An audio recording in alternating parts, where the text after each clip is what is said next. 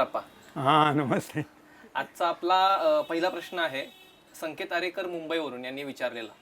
ते विचारतायत की रायगड किल्ल्यावर आज आपण कधीही गेलो तर सगळ्यात मोठी जी राज सदरेनंतर दिसणारी वास्तू आपल्याला जी डोळ्यात जाणवते ती म्हणजे आपली बाजारपेठ. आणि ती जी भव्य बाजारपेठ आपल्याला दगडाची जी दिसते आणि तो जो काही भव्य बांधकामाचा आपल्याला जो अनुभव मिळतो, तर तो पाहिल्यावर त्यांना असा प्रश्न विचारायचा आहे की ती नेमकी काय आहे? बाजारपेठच आहे की अजून काही त्याच्यावर दुसरा काही मत आहे तुमचं? जवळजवळ ब्रिटिश काळामध्ये 85 वर्ष रायगड बँड होता, वर जायला देत. बरोबर. ज्या काही वरच्या वास्तू होत्या हां. त्यानंतर कोसळत गेल्या.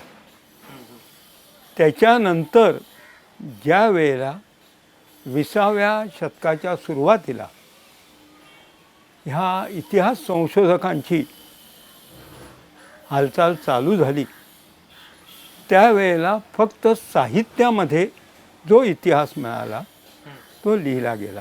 बरोबर. पुढे काही वर्षानंतर त्याच गड किल्ले पाहणाऱ्या लोकांमध्ये एक गडदुर्गांच्या धारकऱ्यांची जात झाली. ते प्रत्यक्षात त्या इतिहासाला भूगोल जोडण्यासाठी म्हणून गडांवर आरोहण करायला लागले. आणि हे सगळे तरुणपणात होते. बरोबर. साहजिकच पहिलं जे काही लिखाण होतं ते वाचून हे गड पाहणं होत होतं. बरोबर. आणखी काही वर्षानंतर असे काही लोक निर्माण झाले का त्यांनी इतिहास, भूगोल आणि विज्ञान म्हणजे ज्ञान हे जोडायचं असा विचार करून हा जो मध्ये अज्ञात कालखंड गेला त्याचा नेमका अर्थ काय आहे हे शोधणं चालू झालं. आणि मग रायगड हा मुख्य असल्यामुळे रायगडकडे ओढा सगळ्यांचा जास्त झाला. बरोबर. आता इतक्या उंचावर हे जे रांगेने 22, 22, 44 ज्या काही रूम्स दिसत आहेत किंवा ज्या काही खोल्या आहेत किंवा जे काय ते नेमकं काय असावं हे जनमानसात विचलित झाले. आणि त्यातले जे बुद्धिजीवी लोक होते त्यांनी बघितलं का या ठिकाणी दरवाजे वगैरे काही दिसत नाही आहेत आणि कागदपत्रामध्ये बाजार हा शब्द उल्लेखित आहे, त्यामुळे हा बाजार आहे. परंतु कोणी विचार केला नाही. बाजार म्हणजे किरकोळ विक्री. बरोबर. आपला माल न्यायचा, मांडायचा, संपल्यानंतर आपल्या घरी जायचं. पेठ म्हणजे घाऊक विक्री, का एक आणि दोन वस्तू नाही, बरोबर, डझनाच्या हिशोबाने, शेकड्याच्या हिशोबाने. तर अशा प्रकारे ते नेमकं काय असावं हे वक्तव्य निरनिराळ्या साहित्यातनं लोकांना मिळालं. बरोबर. परंतु माझ्यासारखा ज्या वेळेला गडदुर्गांचा धारकरी गडावर गेला त्यावेळेला मी इतरही विचार केला. मी म्हटलं हा बाजार असणं शक्य नाही आहे, कारण इतकी मजबूत वास्तू असण्याची जरूर नाही आहे. ही पेठही असणं शक्य नाही आहे, कारण घाऊक माल खालून वर चढवणं, कारण वरती काही त्यावेळी हत्ती घोडे येत नव्हते, त्यामुळे डोक्यावरनं आणायचा आणि तो स्टोअर करणं, आणि तो घेणार किती लोक. बरोबर. वर जरी 3 ते 5 हजार लोक असले तरी ते सगळे सरकारी सेवेतले होते.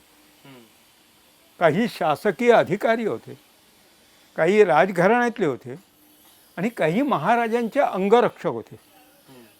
आणि यांच्यासाठी वरती ज्या इमारती होत्या त्या दिसत होत्या. बरोबर.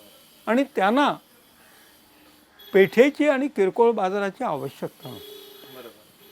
आणि हा विचार करत असताना मी ह्या 21व्या शतकामध्ये जे काही आहे त्याचाही विचार केला आणि मग माझ्या लक्षात आलं का हा बाजार नाही आहे, ही पेठ नाही आहे, तर हे आहेत फक्त बार्गेनिंग काउंटर.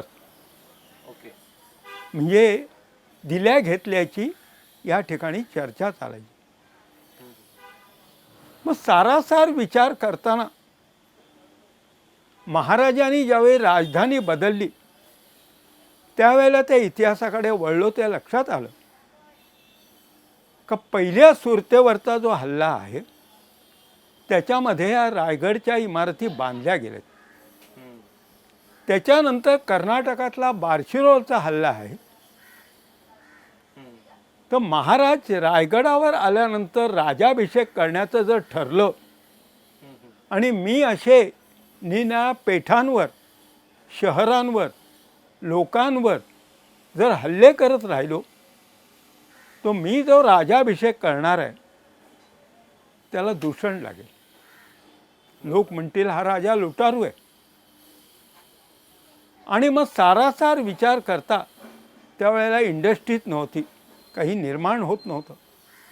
मग व्यापार आणि शेती हे दोनच मार्ग महत्त्वाचे होते.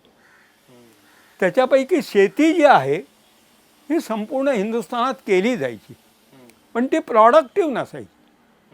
आपल्या जीवनाला आवश्यक, आपल्या गावाला आवश्यक, आपल्या तालुक्याला आवश्यक, आपल्या विभागाला आवश्यक तेवढी पिकं वगैरे काढून ती नंतर बार्टर सिस्टीमने, देवघेवीने, अदलाबदलीच्या मार्गाने मी त्यावेळेचा व्यापाराचा मी अभ्यास करायला लागलो.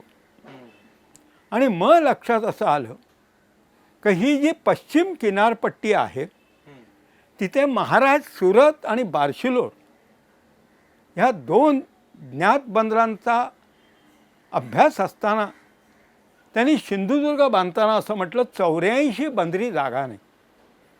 म्हणजे त्यांना हे माहीत होतं का पश्चिमेकडून जे पाश्चात्य येत आहेत ते त्यांची आयात आणि निर्यात याचा अभ्यास महाराजांनी केला. आणि तो जी आयात निर्यात आहे ती रोख कॅशमुळे, म्हणजे चलनामुळे होत होती. कारण पाश्चात्य आणि मग निनाळ्या कागदपत्रातना मी हे पाश्चात्य गोळा केले ते सुमारे 50 तरी निघाले. आता हे सगळे देश मला माहीत नव्हते. मग मी माझ्या काही मित्रमंडळींना विचारायला सुरुवात केली तर पहिलं महायुद्ध, दुसरं महायुद्ध याच्यामध्ये काही देश जे आहेत हे डिझॉल्व झाले होते. त्यामुळे सगळ्यांना काही ते नीट सांगता येत नाही.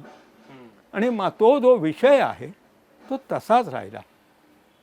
पण माझ्या मनात हे नक्की आलं, महाराज ज्या अर्थी कोकणात आले आहेत आणि 84 बंदरं आहेत, त्या बंदरातून आयात निर्यात होते. आणि ही जी 84 बंदरं आहेत ही पूर्वेकडच्या बंदरांपेक्षा पश्चिमेकडची महत्त्वाची आहेत. कारण इथे जे घाट आहेत सह्याद्रीचे ते चढल्यानंतर मोठमोठी शहरं लागत होती. आणि साहजिकच जर हे घाट आपण ताब्यात ठेवले, तिथे आपण चेकपोस्ट बसवलं तर ह्यांनी जी आयात केलेली माल आहे ते व्यापारी लोक कुठेही सह्याद्री ओलांडून जायला पाहिजे.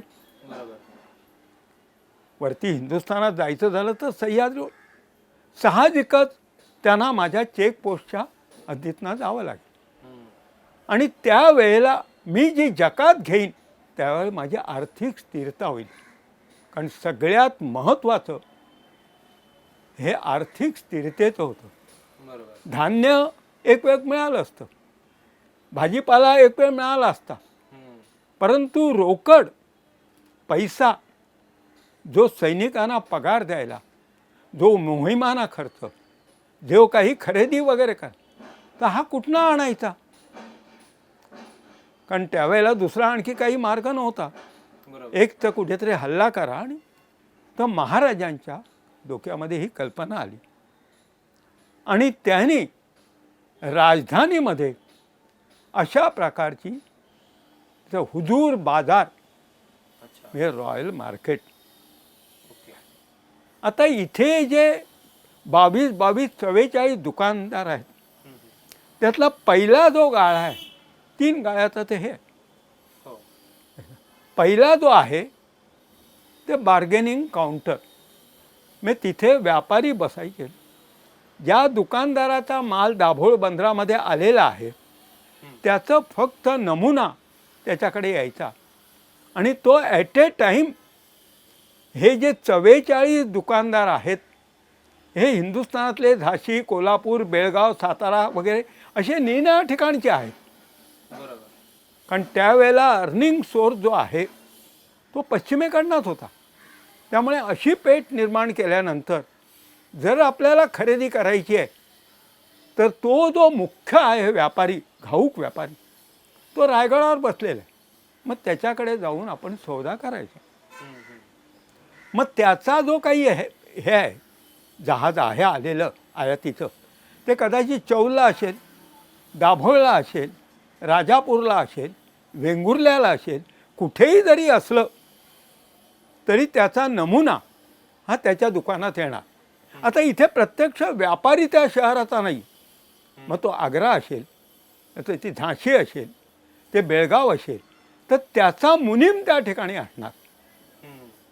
आणि ही एकाच वेळेला ती बातमी 13 नंबरच्या दुकानदाराकडे रेशीम पोर्तुगीजांनी आणलेलं खरेदी केलेलं आहे. आणि ते ज्यांना हवं असेल त्यांच्याकडनं त्यांच्या गावात तर तेवढे ते लोक त्याच्या दुकानात येणार. काही गप्पा गोष्टी, शांततेचा काळ आहे, गप्पा गोष्टी वगैरे करून का ते सॅम्पल बघणार. अरे बाबा काय भाव आहे, तर 1 गठडी घेतलीत तर तुम्हाला 50 रुपये. जर तुम्ही 10 घेतल्यात तर तुम्हाला 45 आहे. जर तुम्ही 100 घेतल्या तर तुम्हाला 40 रुपये. अशा प्रकारे जी देवाणघेवाण आहे, सौदा आहे, बार्गेनिंग आहे, चर्चा आहे, ती त्या दालनात होणार. अच्छा. आणि एकदा हे नक्की झालं का हा झाशीचा आहे तो 10 घेतोय आणि तो आग्र्याचा आहे तो 25 घेतोय, हे नक्की झालं का त्यांना त्यांची किंमत सांगितली जाणार. आता या ठिकाणी काय आहे, काही पैशांची देवाणघेवाण नव्हती. तर त्यावेळेला आत्ता जसे चेक आहेत तशी हुंडी असायची. मग तो जो झाशीचा व्यापारी आहे, कोल्हापूरचा आहे, तो धारवाडचा आहे, तो बेळगावचा आहे, समजलं का, तो बंगळूरचा आहे, तर तो जो काही आपण माल घेतोय तो एवढा एवढा हिशोब झाला तर हा चेक, ही हुंडी घे. मग तो बघायचा ती हुंडी आणि त्याच्यानंतर का बा ही हुंडी याचा आमच्याकडे पटेल. आणि जर नाही पटणार असेल तर ही 23 नंबरचा जो दुकानदार आहे कोल्हापूरचा तो तुझी बंगळूरची हुंडी तो घेतो. म्हणजे विशिष्ट प्रकारचा जो चेक आहे, समजलं का, ते काही बँक सगळंच काही ॲक्सेप्ट करत नाही. तुझ्या लक्षात आलं का. बरोबर. हां, तर अशा प्रकारे तिथे ती चर्चा चालायची. अच्छा. आणि हे झालं सगळं, हिशोब झाला का बुवा इतके का तो त्यांना त्याच्या मुनीम करणार. तिथे 5 जण असायचे. अच्छा. एक तो मुनीम, दुसरा त्याचा क्लार्क, एक जेवणकरी आणि 2 हरकारे. मग कुठे काय आलं आहे वगैरे माल हे बातमी देणारे बंदरातना निनाळा किनारपट्टीचा वगैरे असे 5 जण त्या दालनात असायचे. त्यामुळे प्रत्येकाला बंदिस्त जागा आहे, त्याला दरवाजा असण्याची जरूर नाही आहे. कारण रॉयल हे आहे ते राजधानीच्या ठिकाणी. बरोबर. आणि मग हे ज्यांनी ते सौदा केलेला आहे ते 3घही जण सचिवालयात जायचे रायगडवर आणि तिथल्या क्लार्कला सांगायच्या आयात निर्यातीच्या का आमचा असा असा व्यवहार झाला आहे आणि हा माल चौलवरना अमुक अमुक घाटाने आमच्या गावी जाणार आहे, तर वाटेमध्ये तुमची चेक पोस्ट आहे, तर या मालाची इतक्या गठड्यांची एक्साईज ड्युटी आहे. हे किती तुम्ही आता हे घेणार आहात? बरोबर. आलं का तुझ्या लक्षात? मग तो सांगणार हिशोब करून इतका इतका, मग हे घ्या पैसे आणि आम्हाला पावती द्या. मग ते पावती द्या. त्याच्यानंतर ज्यांनी खरेदी केलेली असेल त्यांचे जे हरकारे आहेत म्हणजे काम करणारे लोक, ती चिठी घेऊन बंदरात जाणार आणि मग तो बंदर निवीस त्याला ती दाखवली का तो त्याच्या गोडाऊनमधनं, ज्या कोल्हापूरच्या ह्याने ते घेतलेलं आहे किंवा बंगळूरच्या किंवा कोणी ते घेतलेलं आहे माल आणि त्यांनी त्याच्याकडनं खरेदी केलेला आहे, त्याच्या गोडाऊनमधनं इतक्यात हे बाहेर जात आहेत. तर बाहेर लमाणांचे तांडे असायचे ट्रान्सपोर्ट करणारे बैल घेऊन. आणि मग त्याच्यापैकी हा चौकशी करायचा हरकार आहे, अरे अमुक ठिकाणी हा माल आम्ही नेतो आहे, आता कसे ट्रकमधनं वगैरे, तर तशा प्रकारे आम्ही नेतो आहे. मग ठीक आहे, तुम्हाला जो काही हे आहे तो तिकडे मिळेल तुम्हाला तिथे गेल्यानंतर. तर इतका माल आणि मग ते तो माल भरायचे आणि मग वाटेला लागायचे. आता त्या घाटांमध्ये जे संरक्षण आहे ते महाराजांचं आहे. घाटपांडे वगैरे जो शब्द आहे याचा, हां, तर तो तिथे लक्ष ठेवायचा का हे आता कोणी माल लुटणार नाही, कारण हे ट्रान्सपोर्ट आहे, महत्त्वाचं आहे. आणि हा वर घाटी गेल्यानंतर तिथून समजा आदिलशहाची हद्द लागली तर मग आदिलशहाची काही जी ड्युटी असेल ती त्याने द्यायची आणि मग तिथून कुठे आणखी जायचं असं. तर म्हटलं अशासाठी ही बाजारपेठ आहे. आता ही जी बाजारपेठ आहे ही फक्त 8 महिने चालणार. पावसाळ्याचे 4 महिने ट्रान्सपोर्ट बंद, सगळंच बंद. त्याच्यामुळे ते जे लोक आहेत ते साहजिकच आपापल्या गावी निघून जाणार. 8 महिने त्यांची तिथे ड्युटी आहे. तर अशा प्रकारे आता या 44 दुकानांच्या बाजारपेठेचा कुणीतरी एक मुख्य पाहिजे, कारण काही मतभेद होतील, काही हुंड्यांमध्ये काही गफलत होईल, मालामध्ये काहीतरी, तर ते दरबारात नाही आलं पाहिजे. हे परस्पर भाई. मग त्यासाठी त्या बाजारपेठेचा जो प्रमुख नेमला तो मालोजी राजाने जे गुप्तधन सापडलं होतं त्यावेळेला ते धन मराठ्यांना आपल्या घरात ठेवता येत नव्हतं, कारण त्यांचे शत्रू कधी येऊन हल्ला करतील, पण व्यापाऱ्यांना ठेवता येत होतं. आणि म्हणून त्यांनी ते धन याचा हे ते त्या ह्याला दिलं, शेषाप्पा नाईक पुंडेला, श्रीगोंद्याच्या. आणि त्याला सांगितलं हे ठेव, मी आता मुलुकगिरीला 8 महिने चाललो आहे, मी ज्यावेळी येईन त्यावेळेला हे माझं घेईन, म्हणजे धन तुझ्याकडनं घेईन. तो म्हणाला ठीक आहे, कारण व्यापाऱ्यांना संरक्षण होतं. आणि त्याच्यानंतर मालोजीराजे ज्यावेळी गेले त्याच्याकडे, शेषाप्पा नाईक पुंडे त्याचं नाव, श्रीगोंद्याचा सावकार तो. आता हा जो आहे शेषाप्पा, तो मालोजी राजांना ते धन परत देताना 1 वर्षानंतर म्हणाला का बघा तुम्हाला हे जे गुप्तधन मिळालं शेतात ते एवढं आहे, आता तुम्ही जे सामान्य होता सरदार ते आता स्वतंत्र फौज तुमची घेऊन याचा तुम्ही आता देशमुख मुख्य सरदार होणार आहात, कारण तुम्ही आता तुमच्या सैन्याला पगार तुम्ही देणार आहे, सरकार नाही देणार. ते हसायला लागले. ते म्हणाले अरे बघू काय होतं ते. नाही म्हणाले, आणि जर तुमच्या घराण्यात कोणी राजा झाला तर त्याचा फायनान्स इन्चार्ज, त्याचा पोतदार, त्याचा ट्रेझरर, त्याच्या याचा प्रमुख, खजिन्याचा प्रमुख हा माझा माणूस झाला पाहिजे, मला एवढं शब्दाचं वचन द्या तुम्ही. हे इतिहास बोलतो. शेषाप्पाने हे सांगितलं. मालोजीराजाने हसत सांगितलं अरे मी साधा आता माझे लोक घेऊन कुठेतरी पार्ट टाईम जॉब करतो आहे आणि 4 महिने शेती करतो आहे, आणि तू म्हणतो आहेस आमच्या घराण्यात राजा होणार आहे. तो म्हणाला मला माहीत नाही. मालोजीराजांनी त्याला वचन दिलं. त्या शेषाप्पाचा जो मुलगा आहे तो शहाजीराजांकडे होता, आणि त्याचा जो मुलगा शेषाप्पाचा जो नातू, त्या मुलाचा मुलगा हा शिवाजीराजांकडे आहे. त्याचं नाव आहे बाबाजी नाईक पुंडे. एखाद्या गोष्टीचा आपण ध्यास घेतला का इतिहासाची पानं, इतिहासातलं वक्तव्य, इतिहासातली नातीगोती ही आपल्याला अशी बोलायला लागते. तर हा सुरुवातीच्या कालखंडात महाराज ज्यावेळी 42मध्ये महाराष्ट्रात आले, ते 42 ते जवळजवळ 70पर्यंत हा निर्णया ठिकाणी हायली क्वालिफाईड असल्यामुळे महाराजांचा वकील होता. त्याचा इतिहास माझ्याकडे. आणि ज्या वेळेला रायगड बांधून हे स्वप्न साकार करायचं आहे त्यावेळी महाराजांनी त्याला बोलवलं आणि त्याला सांगितलं असं असं आहे. तुम्हाला ठीक. आणि ही बाजारपेठ बांधून दिल्यानंतर हे 7वं किंवा 8वं दिखाण हे तुझं ऑफिस आहे. तू जातिवंत व्यापारी आहे, तूही व्यापार करू शकतोस. जर समजा पोर्तुगीजांनी डचांनी काही आणलं असेल तू खरेदी कर, तुझ्या माणसांच्या थ्रू पाठव. परंतु इथे काही जर स्ट्रगल झालं, चेकवरना हुंडीवरना सौद्यावरना काही भांडण झालं, हे सगळे प्रतिष्ठित आहेत, सामान्य लोक नाही आहेत. निन्या शहरामधले रॉयल आहेत, त्यांचे रिप्रेझेंटेटिव्ह आहेत. तर ते तू सॉल्व करायचं. तो म्हणाला ठीक. आता ती 44 दुकानं सारखी असल्यामुळे हा इथे प्रमुख बसलाय हे सांगायला पाहिजे. पण त्यावेळी काही बोर्ड लावायची पद्धत नव्हती. मग त्याने तिथे त्या दगडावर चिन्ह काढलं. ते चिन्ह जे काढलं ते त्याने नागाचं काढलं.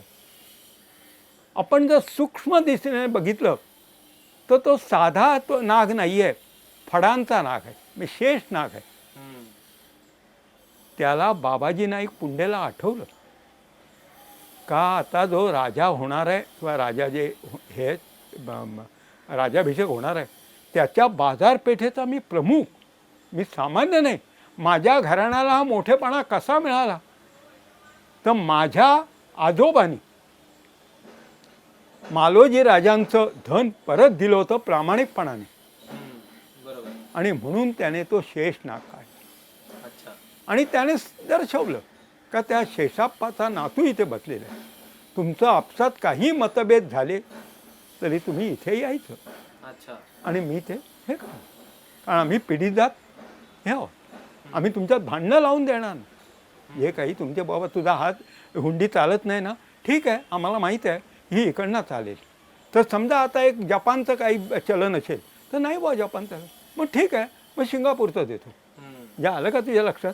असं ते कन्वर्ट करून मग इतकं कमिशन आम्ही घेऊ वगैरे. आणि ते म्हणजे त्या एकूण बाजारपेठेवर कंट्रोल शेषप्पा नाईक, शेषाप्पा नाईक. हां, आता हा होता याला ज्या वेळेला इतिहास बोलत नाही त्यावेळी भूगोल बोलतो. रायगडावर जी 4 टोकं आहेत त्याच्यामध्ये एक टोक श्रीगोंदे नावाचं आहे. बरोबर. त्या बाजूला कोकणात श्रीगोंदे नावाचं गाव नाही आहे. आज जर तू सूक्ष्म दृष्टीने गेलास तर त्या टोकावर एकच असा वाडा आहे का जो रायगडावरच्या 350 इमारतीमध्ये श्रेष्ठ आहे. का महाराजांचा वाडा सुद्धा तसा नाही आहे. असं दटबंदी आणि आतमध्ये रूम्स वगैरे. कारण हे दोघं भाऊ आहेत, एक बाबाजी नाईक आणि श्यामजी नाईक. साहजिकच त्यांचा कुटुंबही आहे. तर त्यामुळे हे तिथे राहतात म्हणून त्याला श्रीगोंदे टोक ही संज्ञा मिळाली. आलं का लक्षात? बरोबर. हा पुरावा झाला. साधी गोष्ट अशी आहे का वरती जे 8 मिनिस्टर होते त्यांचं जे काही जेवणखाण आहे ते राजांकडनं येत होतं. जे शासकीय अधिकारी होते त्यांना पगार मिळत होता. साहजिकच त्यांच्यासाठी दूध दुभतं भाजीपाला वगैरे सगळं काही आसमंतातले लोक घेऊन येत होते. बरोबर. आणि जे सैनिक होते अंगरक्षक ह्याच्या पलीकडे जगदीश्वराच्या पलीकडे त्यांच्या बऱ्याच आहेत. तर ते जे आहेत आणि हे शासकीय अधिकारी जे आहेत हे फडणीस पोतनीस चिटणीस हे जगदीश्वराच्या या बाजूला बाजारपेठेच्या नंतर डावीकडे आणि उजवीकडे ब्राह्मण पूजापाठाचे. आता हे ब्राह्मण वगैरे जे सुद्धा आहेत त्यांनासुद्धा आसमंतातना निनाळ ताक लोणी अमकं तमकं येत होतं. मग हे काय आहे? हे असं आहे. आलं का लक्षात? आता ती त्यांनी बांधली. वास्तुशास्त्रीय अभ्यास केल्यानंतर त्याचं झोतं उंच आहे कारण कोकणात पाऊस जास्त. बरोबर. जर पाणी साचलं तर कदाचित त्याला धोका होईल कारण हा प्रतिष्ठित व्यापारी. पहिल्या रूममध्ये त्यांची चर्चा चालायची. आतमध्ये गेल्यानंतर डिवाईड केलेले रूम आहे. एकात कागदपत्र असायचे आणि एकात कामापुरतं चलन असायचं. काय भरायला? Custom duty. बरोबर. व्यापाऱ्यांना द्यायचं नाही, त्यांना चेक द्यायचे आहेत हुंड्या. आणि आतल्या बाजूला जेवण करायला जागा. इथे कोणीही स्त्री नसत. त्यामुळे ह्यांची जी प्रातर्वादी वगैरे आहे त्या 5 जणांची ही जंगलात किंवा काही व्यवस्था केली. तर अशा रीतीने जर आपण वास्तूंचा सूक्ष्म अभ्यास केला बरोबर. तर महाराजांच्या धोरणाचा तिथे लक्षात. बरोबर. हां बरोबर. आणि आज खरंच म्हणजे तुम्ही लोकांचा जो एक बघण्याचा दृष्टिकोन होता की ती बाजारपेठ म्हणून किंवा घोड्यावरनं लोक यायचे आणि खरेदी करायची, ही एक क्षुल्लक विचारसरणी जी होती त्याला बगल देऊन आज तुम्ही जो एवढा पुढचा विचार सांगितला, त्यामुळे ते एक वर्ल्ड ट्रेड सेंटर, म्हणजे आजच्या लोकांना ही भाषा समजते की वर्ल्ड ट्रेड सेंटर. त्यावेळेला जागतिक याच्यावर कुठेही काही नव्हतं. बरोबर. हो, पण महाराजांच्या राज्यापुरतं ट्रेड सेंटर. हां हे आपण असं म्हणू शकतो. पण हा सांगितलं ना, शेअर बाजार, मी बघितलं ना, शेअर मार्केटमध्ये जसं नुसती काहीतरी कागदांचं हे झालं तशा प्रकारचं ते. बरोबर. म्हणजे जसं आणि ट्रेड एक सेंटर. दुसरी गोष्ट लक्षात ठेव, अशा प्रकारचा उल्लेख बाजारपेठा मी तरी कुठे नाही. आणि ही जी बाजारपेठ आहे ही राज्याच्या अंतर्गत आहे, कॅपिटल राजधानीच्या अंतर्गत आहे. बरोबर. त्यामुळे तिला संरक्षण आहे की ओपनमध्ये नाही, कोणीतरी येऊन दुकान फोडलं, कोणीतरी येऊन काहीतरी घेऊन, अशा प्रकारे नाही आहे. आणि म्हणून महाराजांना आर्थिक स्थिरतेसाठी हे पाहिजे होतं. पण सगळी स्वप्न काही पुरी होतात असं नाही. जसं मी सुद्धा वयाच्या 10व्या वर्षी स्वप्न घेतलं होतं का मी शिवकाळाचा अभ्यास करणार. पण नंतर माझ्या लक्षात आलं का त्याला जे काही लागतं ते सगळं आपल्याकडे नाही आहे. त्या सगळ्यांची आपल्याला मदत होईल. आज तू जर बारकाईने बघितलं तर या घाटांच्या खाली आणि वरती तत्कालीन सगळे आजही व्यापारी, त्यांची घरं, त्यांची गावं ही आहेत. बरोबर. म्हणलं का? तर अशा स्वरूपाचं एक माणूस करू शकणार नाही. एखादी संस्था किंवा मायबाप सरकार हे महाराजांच्या बाबतीत करू शकलं असतं. आणि हा जो काही हे आहे याचा, हे कुणीही खोडून टाकू शकणार. एक साधी गोष्ट अशी आहे, आज 21व्या शतकात रायगडला जाताना आमची दमछाक होती. बरोबर. मग त्यावेळेला डोक्यावर माल घेऊन, गुळाची ढीग घेऊन वर कोण जाणार? बरोबर. तो विकणार किती? महाराजांना. बरं, त्याने सोनं नेलं, कोण घेणार? त्याने कापड नेलं, कोण घेणार? त्याने भाजीपाला नेला, कोण घेणार? आणि इतका वर जाऊन काही जर समजलं. बरोबर. त्यामुळे ही जी आहे हा हुजूर बाजार, royal market, just like share बाजार, बरोबर. म्हणजे वस्तूंची तुझ्या लक्षात आलं, वस्तूंची आलं लक्षात. नुसतं सॅम्पल दाखवायचं. हे बघ, हे पुस्तक आहे, किती प्रती पाहिजे तुला? 500 ना? ठीक आहे, मग मी माझ्या गोडाऊनमधून तुला देतो, पैसे इथे दे आणि तिथे जाऊन ही पावती दाखव, तुला डिलिव्हरी. फक्त डील करायची असेल तर त्यासाठी एक संरक्षित जागा. एक्झॅक्ट. म्हणजे आता कदाचित आपल्याला ज्यांनी प्रश्न विचारला त्यांना त्यांच्या प्रश्नाचं उत्तर मिळालं असेल की ती बाजारपेठ नसून तो एक घाऊक बाजारच्या पेक्षाही पुढे गेल्यानंतर जो ट्रेड सेंटर जे आपण म्हणतो की जिथे व्यापाऱ्यांची चर्चा होते आणि त्यांचं आपण म्हणू शकतो की ऑफिस हे ते आहे. आणि त्यासाठी ती नेमून दिलेली महाराजांनी ती जागा आहे. तर खरंच आज त्यांच्या ज्ञानात भर पडली असेल आणि आमच्याही ज्ञानात आज खरंच मोठ्या प्रमाणात भर पडली. याच प्रश्नाला आप्पा पकडून एक अजून मी प्रश्न आपल्याला विचारतो की जर तुम्ही हे सांगताय की महाराजांची ही एक ट्रेड सेंटर होती किंवा एक हुजरे बाजार होता, तर मग कदाचित ह्या गोष्टीचा महाराजांच्या सैन्याला किंवा महाराजांच्या इतर राजकारणाला कशा प्रकारे फायदा झाला असावा असं तुम्हाला वाटतं? एक गोष्ट लक्षात घे, महाराजांचं जे 17वं शतक आहे हे अत्यंत संघर्षमय. त्यावेळेला ठिकठिकाणी युद्ध चालायची. बरोबर. आणि त्यावेळेला युद्धामध्ये जी हत्यारं वापरली जायची, आज महाराष्ट्रामध्ये हत्यारांचं कलेक्शन करणारे, संग्रह करणारे मोठमोठे इतिहासकार सुद्धा खूप आहेत. बरोबर. पण त्या हत्यारांचा सूक्ष्म अभ्यास कोणी केलेला नाही. याचं एकमेव कारण मी तुला सांगतो का जी महाराजांना यशदायी ठरली ती भवानी तरवार ही फ्रेंच बनावटीची जिनेवाला तयार झालेली आणि तिथून चौलला आली. आणि चौलला गोवेलेच्या राजाने ती शिवाजी महाराजांना दिली. यावरून एक गोष्ट आपल्या लक्षात येते का महाराज मेटल एक्सपर्ट होते. बरोबर. का पाश्चात्यांकडनं जी वेपन्स यायची ती ॲडव्हान्स असायची. बरोबर. हिंदुस्थानामध्ये तो काळ नव्हता ती बनवायची. हम्म. आणि त्यामुळे जी आयात निर्यात होती त्या वस्तूंचा आपण जर अभ्यास केला तर त्याच्यामध्ये तोफा, बंदुका, तरवारी वगैरे अशा प्रकारची हत्यारही असायची. आता ही हत्यारं ज्या वेळेला त्या बंदरात यायची, साहजिकच तो व्यापारी तिथे घेऊन आल्यानंतर रायगडवरच्या 44 दुकानांमधला जो आग्र्याचा दुकानदार आहे तो त्या तरवारींची खरेदी करायचा. कारण त्याला माहीत होतं का या तरवारी दिल्ली आग्रा बाजूला जातील, कारण यांची जी किंमत आहे ही एतद्देशीय तरवारींपेक्षा जास्त आहे. बरोबर. त्यामुळे तो खरेदी करायचा. हम्म. साहजिकच ही बातमी रायगडवरच्या बाजारपेठेमध्ये स्प्रेड व्हायची, बरोबर. महाराजांच्या कानावर जायची. हम्म. महाराजांनी त्या ज्या आलेल्या तरवारीचं नमुना बघितल्यानंतर हम्म. त्यांना जर असं वाटायला लागलं का बा हे हत्यार माझ्या मावळ्याच्या ताब्यात, कारण एतद्देशीय जी तरवार आहे ती लढताना तुटते, हम्म. तर हे जे आहे ॲडव्हान्स मेटल, साहजिकच त्याला बोलावून तुझा विक्रीचा काय भाव आहे, हम्म. तू ही कितीला विकणार आहेस, तर अमुक अमुक किमतीला मी विकणार आहे, तो सांग. मग किती आहेत, तर इतक्या आहेत. ह्या मी सगळ्या घेतल्यानंतर मग तुम्हाला घाऊक घ्या नाही, कारण त्याला विक्रीच करायची आहे, ते आग्र्याला जाऊन करायचे.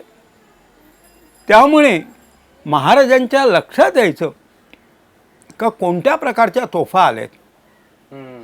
कोणत्या प्रकारचे तोफ गोळे आलेले स्फोट करणारे आहेत का, अमुक आहेत का, कोणत्या प्रकारच्या तरवारी आल्या, कोणत्या प्रकारच्या बंदुका आल्या. हम्म.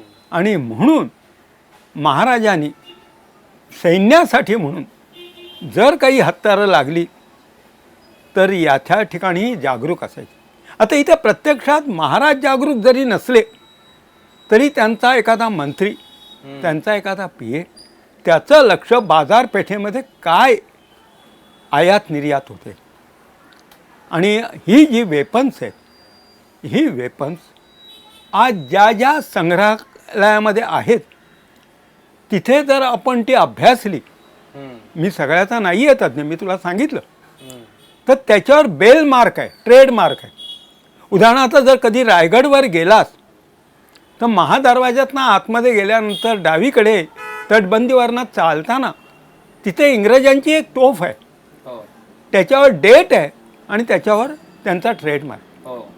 म्हणजे हे जे काही आहे ही सावधगिरी महाराजांनी आपल्या जीवनामध्ये, बरोबर. का जर मी या तटबंदीवर 10 ठोपा ठेवल्या आहेत तर त्यातल्या 3 तरी फॉरेन मेकच्या ठेवेल. हम्म. आलं का लक्षात. बरोबर. आणि हा व्यापार पेठेचा तो जो फायदा आहे हम्म. तो महाराजांच्या सैन्यातल्या सैनिकांना मिळणार होता. बरोबर. तीच गोष्ट काही जर महत्त्वाचं आलं याचं, म्हणजे ते अंगावर पांघरण्याचं असेल किंवा डोक्यावर धारण करण्याचं असेल, परंतु आज जसं पाश्चात्यांची जी वस्तू आहे ती आपल्याला आकर्षण करते आणि ते जर आज माझ्या सैन्याला आवश्यक आहे, माझ्या कुटुंबाला आवश्यक आहे किंवा माझ्या राज्याला आवश्यक आहे, तर महाराज त्या व्यापाऱ्याकडनं त्याचं जी काही किंमत आहे ती देऊन ते खरेदी करणार. बरोबर. म्हणजे याचा आपण एक हे पण अंग बघू शकतो की आज आपण ज्या बाजारपेठेकडे एक क्षुल्लक बाजारपेठ बघत होतो तिचा एवढा मोठा विचार आणि त्याचा एवढा मोठा फायदा आपल्याला कदाचित तो दृष्टिक्षेपातच नाही आला, पण तुम्ही हा एक जो विचार एक टाकलाय त्याच्यामुळे कदाचित उद्या अजून लोकांना वेगवेगळ्या शोधापर्यंत लोक पोहोचतील. त्याच्यामध्ये प्राणी पण आहेत, त्यावेळी घोडे यायचे, उंट यायचे. मग हे जे आहे ते इथल्या घोड्यांपेक्षा ते घोडे दमदार असायचे. बरोबर. आता ह्या सगळ्यांचे जे तिथले किरकोळ बाजार आहेत, म्हणजे घोड्यांचा बाजार कुठे होता, तरवारींचा, आता हे काय भवानी तरवारचं फ्रान्स जिनेवा मला माहीत नाही, हे अरबस्तानमधनं यायचे मला माहीत नाही. म्हणजे ते जे काही आहे ह्याचा सूक्ष्म अभ्यास केला तर महाराजांची ही जी बाजारपेठ आहे ही आणखी बोलायला. बरोबर. आणि कोणाच्या भाग्याने तिच्या उत्खननाचे जर रिपोर्ट मिळाले तर त्या बाजारपेठेचं वैभव आणखी वाढेल. बरोबर. कारण कोणत्यापर्यंत हिंदुस्थानातल्या किती कोपऱ्यातल्या शहरापर्यंत याचा या ठिकाणी तिथे काही सामान्य गावातला कोणी येऊन बसला नाही, मोठ्या शहरातलाच बसला. कारण तो जी खरेदी करणार ती घाऊक खरेदी करणार होता, किरकोळ खरेदी करणार नव्हता. बरोबर. आणि दुसरी एक आणखी महत्त्वाची गोष्ट आहे का त्या बाजारपेठेमध्ये जे मुनीम, जे सावकार आपला माणूस ठेवायचे, साहजिकच बोलण्या चालण्यामुळे जवळीक साधली जायची आणि कळत नकळत महाराजांच्या हेराना त्या शहरातल्या बातम्याही कळत असतील. बरोबर. तिथे जाणं येणं राहणं हेही सुलभ होत असेल. म्हणजे हा जो काही अभ्यास आहे ते महत्त्वाचं. बरोबर. एखाद्या मुंबईमध्ये आल्यानंतर जर याच्याशी ओळख आहे मग मी त्याच्या घरी बिनधास्त झोपू शकतो, माझे पैसे जे आहेत मी ठेवू शकतो. तर अशा प्रकारे जवळीक साधण्यासाठी ह्या व्यापाऱ्यांचाही. बरोबर. बरोबर. कारण त्यांना आपण राजधानीच्या व्यापाऱ्यांना बाकी काही नाही, केंद्राचा प्रश्न नव्हता, व्यापाऱ्यांना संरक्षणाचा. आम्ही फसवले जात नाही, आम्ही लुटले जात नाही. कारण बाकीच्यांचं कसं होतं, किंबहुना महाराजांनी सुरत बार्शीलोर त्यावेळी लुटालूट झाली, अरे तो आलाय लुटा. नाही, इथे तसं नाही आहे. हा राजा आपल्याला संरक्षण देतो, आपल्याला सगळं अन्न पाणी वगैरे आपल्याला देतोय. म्हणजे हा जो काही ओलावा आहे बरोबर, हा व्यापाऱ्याच्या मनात असल्यानंतर तिकडच्या ज्या काही हालचाली आहेत साहजिकच तो सांगणार. बरोबर. हे सगळं सिद्ध करायला पाहिजे. मगाशी मी सांगितल्याप्रमाणे ज्यावेळेला इतिहास बोलत, भूगोल बोलत नाही, विज्ञान, तर्कशास्त्र हे तुम्हाला. कारण जर मला इथे यांनी राहायला जागा दिली आहे, मला झोपायला जागा दिली आहे, पाण्याला जागा दिली आहे, सगळं काही माझं आहे, तर मी यांच्याशी कशाला जागाबाजी करतो. मी सांगेन 4 गोष्टी तिथल्या काय घडतायत, त्या दरबारात तिथल्या काय घडलं. तो आग्र्याचा दरबार असेल, तो राजस्थानमधला असेल का तो बंगालमधला असेल, म्हणजे जे काही आहे तो व्यापारी महाराजांना देणारच होता बातमी. या लक्षात आलं. बरोबर. आणि मग ह्यांचा हे जर ती मोहीम असेल तर त्या वाटेची माहिती सगळी देऊ शकेल. कसं यायचं आहे, कोणतं आहे रूट, कोणत्या ठिकाणी धोका आहे वगैरे हे सगळं समजणार होतं. कारण व्यापाऱ्यांना सगळं माहितीच असते. बरोबर. त्यामुळे आजच्या तुमच्या या हुजरे बाजार ह्या विषयावर आपण चर्चा केल्यामुळे आपल्याला महाराजांचं हे व्यापारी धोरण कळलं. नाही, तेच महाराजांचं व्यापार विषयक धोरण हा एक जर सब्जेक्ट घेतला तर त्यावेळेची आयात निर्यात, त्यावेळेचं चलन, त्यावेळेची वजन मापक हे सगळं. बरोबर. ठीक आहे, आपला आजचा हा भाग आपण इथे थांबूयात. बरं, धन्यवाद.